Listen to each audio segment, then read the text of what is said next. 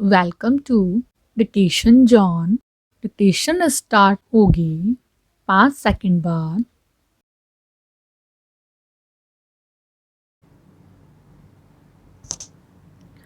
जब गुस्सा आता है तो लोग गुस्से में ऐसी बातें बोल देते हैं जो वो कभी बोलना नहीं चाहते हैं। ऐसी चीज कर देते हैं जो वो कभी करना नहीं चाहते हैं।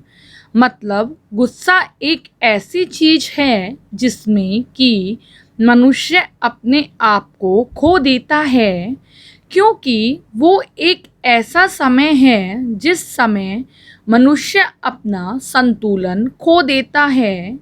ऐसी परिस्थिति में बोलने से पहले एक पल रुककर सोचना बेहतर है। अब उसको नियंत्रित कैसे करें, उसका एक ही तरीका है। आप अपने घर में ऐसा क्या करते हैं ताकि चोर अंदर न आए? ऐसी व्यवस्था करते हैं जैसे किवाड़ बंद करते हैं, खिड़कियां बंद करते हैं, खिड़कियों पर जाली लगाते हैं। ये सब कुछ इसलिए करते हैं ताकि हमारा घर सुरक्षित रहे। अगर आप दया की दीवार नहीं बनाएंगे अपने जीवन के अंदर तो गुस्सा तो अपने आप ही आएगा। आनंद रूपी जाली नहीं लगाएंगे तो गुस्सा तो अपने आप अंदर आएगा। पैरा,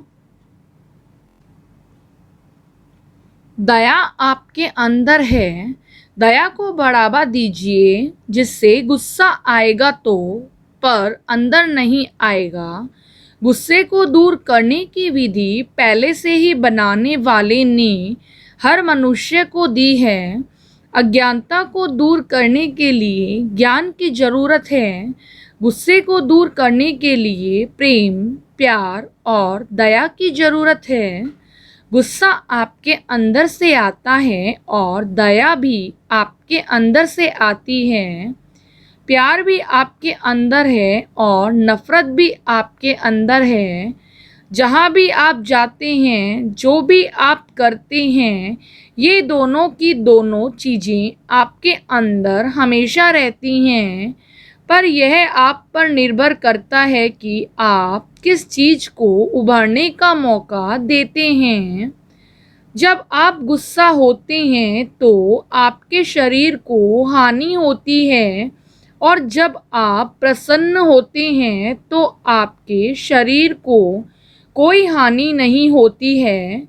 अगर आप शरीर को हानि नहीं पहुंचाना चाहते हैं तो इसका मतलब हुआ कि प्रसन्न रहना अच्छा है बजाय नाराजगी करने के। पैरा, भारत में धार्मिक ही नहीं, सांस्कृतिक दृष्टि से भी आषाढ़ माह का बहुत महत्व है।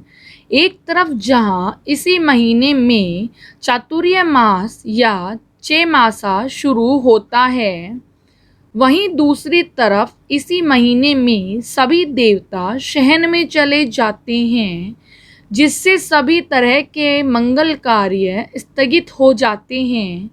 भारत की संत परंपरा के मुताबिक इसी माह में चैमासा लगते ही तो जो संत महात्मा जहाँ होता है वह अगले 4 महीने के लिए वहीं ठहर जाता है। इस साल आषाढ़ का महीना 22 जून 2021 से शुरू हो चुका है। आषाढ़ माह में बारिश की सौंधी खुशबू के साथ ही पूरे देश में धर्म, संस्कृति और परंपरा की अंतर्धारा बहने लगती है, क्योंकि इन दिनों देश के हर कोने में संतों का वास होता है।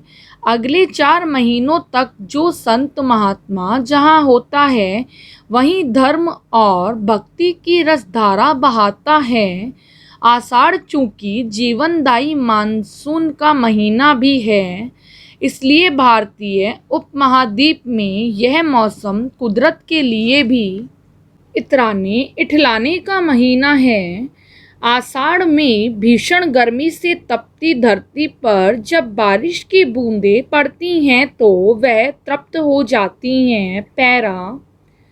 आषाढ़ में होने वाली इस बारिश से न सिर्फ प्रकृति को नया जीवन मिलता है, चारों तरफ हरी हरी कोपलें फूट पड़ती हैं, बल्कि गर्मी से प्यासी धरती पर जब बादल झूमकर बरसते हैं तो धरती का पोर पोर संतुष्ट हो जाता है।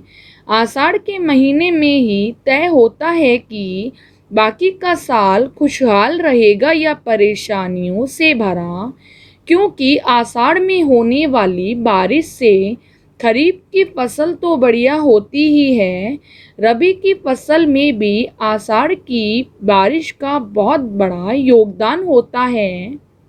पैरा।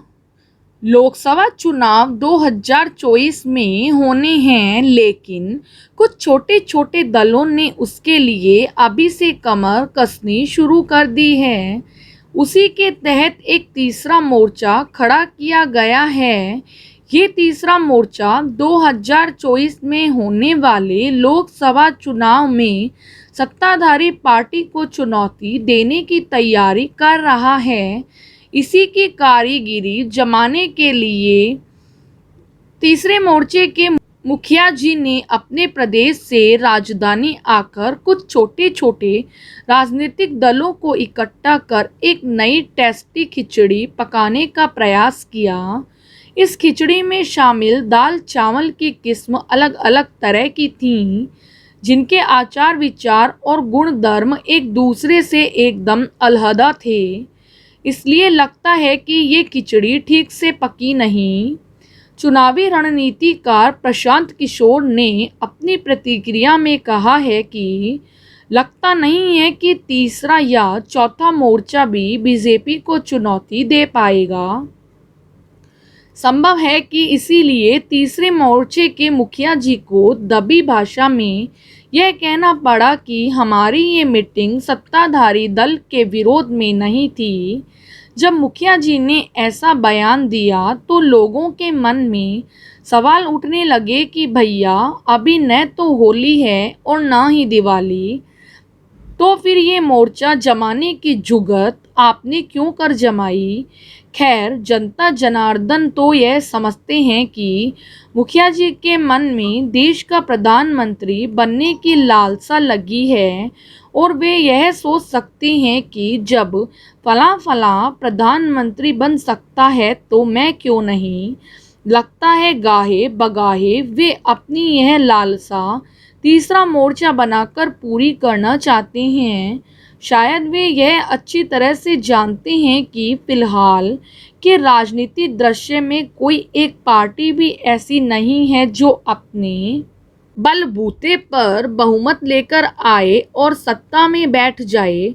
फिर उनका ये सपना पूरा कैसे हो। अब वे इस जुगाड़ में लग गए हैं। शायद किसी राजनीतिकार ने उन्हें यह सलाह दी हो कि आप एक बार तीसरा मोर्चा बनाने के लिए राजनीति के भरे इस तालाब में एक कंकड़ तो मार के देखिए, शायद बात बन जाए।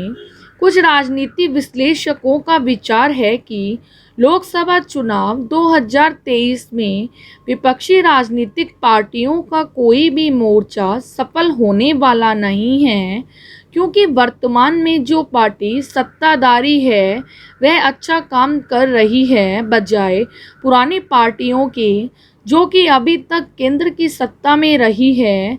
यहाँ विशेष उल्लेखनीय है कि इसके पहले भी समस्त विरोधी दलों को एक मंच पर लाकर 1977 में लोकसभा चुनाव लड़ा गया, जिसमें समस्त विरोधी दलों ने अपने अपने झंडे छोड़कर एक जनता पार्टी बनाई थी। वह लोकसभा चुनाव जीत भी गई थी, लेकिन उसका क्या हश्र हुआ यह जनता जनार्दन के सामने है। सत्ता में आने के बाद हर पार्टी अपना मनचाहा मंत्रालय चाहने के लिए जिद करने लगी। कुछ एक पार्टी के दिग्गज नेता तो प्रधानमंत्री बनने के लिए जुगाड़बाजी करने लगे। परिणामतः पूरी जनता पार्टी के एक ताश के पत्तों के महल की तरह धराशायी हो गई। उसके बाद से विरोधी दल एक पार्टी बनाकर चुनाव लड़ने की सोच भी नहीं सके।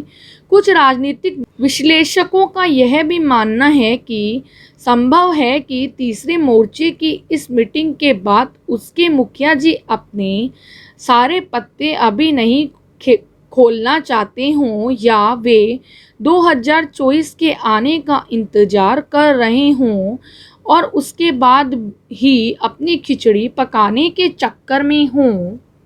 समाप्त।